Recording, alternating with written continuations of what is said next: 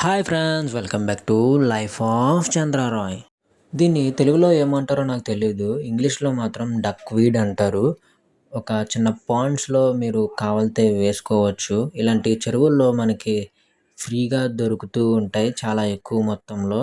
మీరు సిటీల్లో అంటే మీకు చాలా కష్టము. మీకు ఇంకా అమెజాన్, ఫ్లిప్‌కార్ట్‌లో కూడా ఇవి అవైలబుల్‌లో ఉంటాయి.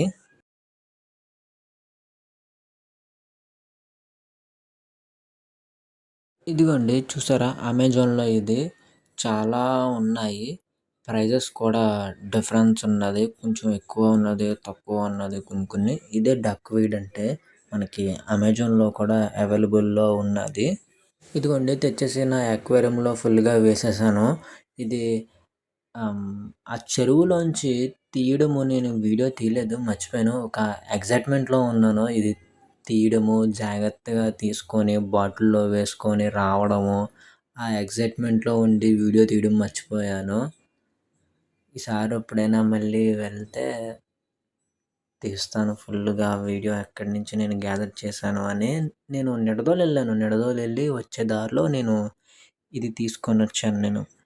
ఈ డక్‌వీడు పొద్దున్న లేసేసరికి మొత్తం అంతా స్ప్రెడ్ అయిపోయింది. అసలు ఫుడ్ ఎత్తక గ్యాప్ లేదు.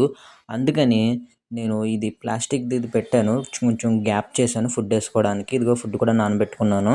ఇదిగోండి చేపలకి ఫుడ్ ఏసేసాను. అన్నీ ఒక చోటకొచ్చి తింటున్నాయి. అండ్ ఇది చూడండి క్యాప్ అండ్ లైట్ పెడితే ఎలా ఉన్నదో. కెమెరాకి అసల సరింగా కనిపించట్లేదు. ఎలా తిప్పినా సరే సరిగ్గా కనిపించట్లేదు. కొంచెం దూరంగా పెడితేనే మీకు బాగా కనిపించింది.